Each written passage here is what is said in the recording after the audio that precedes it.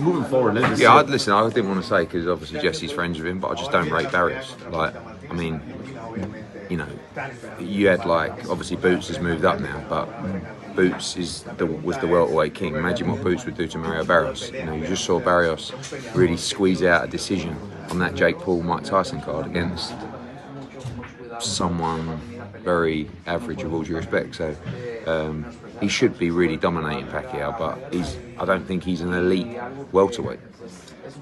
The opportunities of Barrios, you know, just being in there.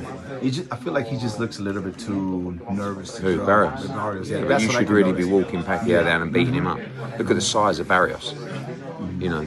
But I don't know, like maybe he's going to win. Is it going to the scorecards now, eh?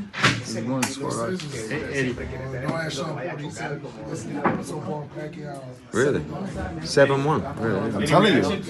Dubois getting knocked out. Yeah, Usyk's just phenomenal. I mean, what a fighter. Like, if you watch that fight, Usyk was under pressure in the first round because Dubois comes out fast like he did against AJ, and if he catches you, you're in trouble. And I think just after that, he just decided basically, I'm not going to go on the back foot anymore. I'm going to take the fight to Dubois, and he just kind of beat him up, and obviously stops him. I mean, he's beaten AJ twice, Fury twice, Dubois twice.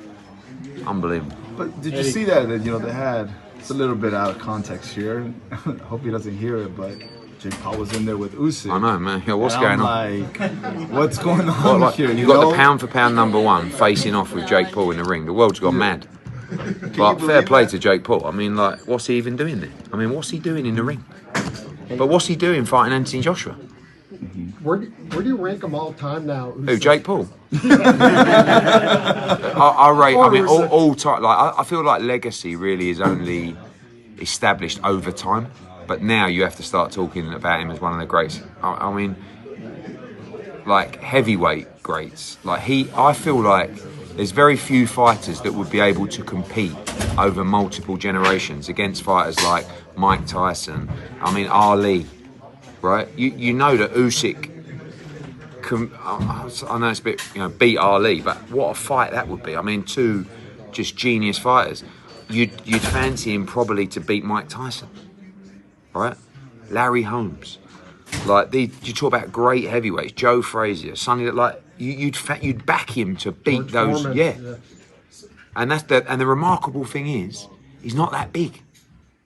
Really, he's a 200-pound guy that's kind of beefed up to hang with those bigger guys.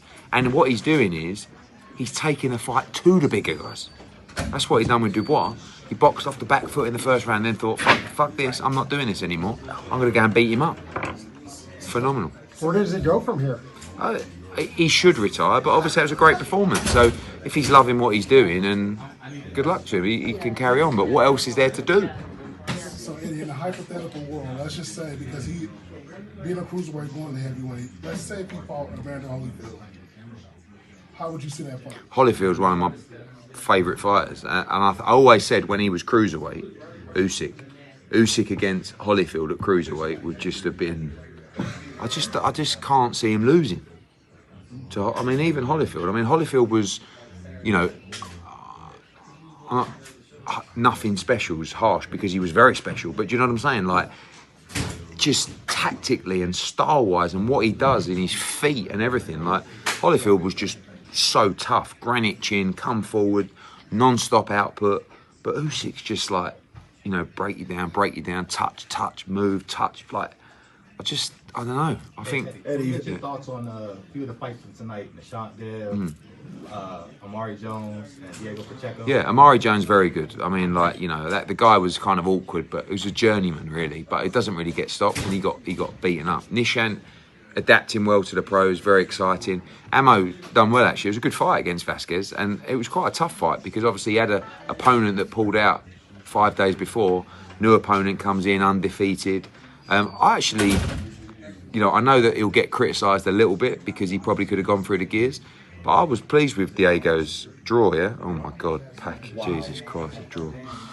Awful. It's a draw. Yeah. Majority draw. Yeah. Majority draw. So what is? Go on. So what? Like, Eddie. But it just shows you that's got everything to do with Mario Barrios. With all due respect, like, You know, imagine what Brian Norman even would do to Pacquiao, or Boots would do to Pacquiao. What about Eddie, Brian you Norman said, and you Haney? said when we talked, Good fight. to Good fight. when you sat down and talked to Marcos about like a month ago, you said he shouldn't be fighting for a world He shouldn't. title, and I do agree Yeah. with that. But you know, going for this, like, is it necessary for him to continue? Like, why do we like Pacquiao? Like, it's. No, like, but look, just- the guy at Barrios just drew. He drew, or on his last fight on the Jake Paul card. Ramos. Against, yeah. Like, I thought he lost the fight. I was there. I was ringside. It was awful. Or it weren't even. It's not elite. It's not world championship level. And you know, listen, respect to Pacquiao. I mean, he's gone in there after 5 years out and got a draw with a world champion. But you know. Hey Eddie, what's next for Shakur? We thought he was going to be here tonight. Yeah, he was going to, but he's chilling out. He's been everywhere this week, so he watched on TV. I think that I like the fight with Teofimo Lopez. You know, I think he should move up and try and become a 4-division world champion. What were your thoughts Right. when you seen him and Shakur on the show the other day talking? Oh, Conor Benn. Yeah, great. I mean, look, that's another great fight, you know, but I think we'll see what happens with Conor Benn and Eubank and then go from there. Last question, boys. With DP going forward, what do you want to give him next? With all the thoughts on the Yeah, as I was saying, I actually didn't mind Diego's performance tonight. I know that people wanted him to go through the gears, but Macumbi's good and he's very dangerous. He punches very hard. He won every round, Diego, pretty much. So, good learning fight. He's 24 years of age. He's number 1 with the WBO. For me, when you look at the contenders at 168, you've got Charlo's 35 and Billy, I think he's 31. I like Pacheco against Shiraz. 24 years of age, 26 years of age. You know, obviously they both want to fight with Canelo. Make it an eliminator.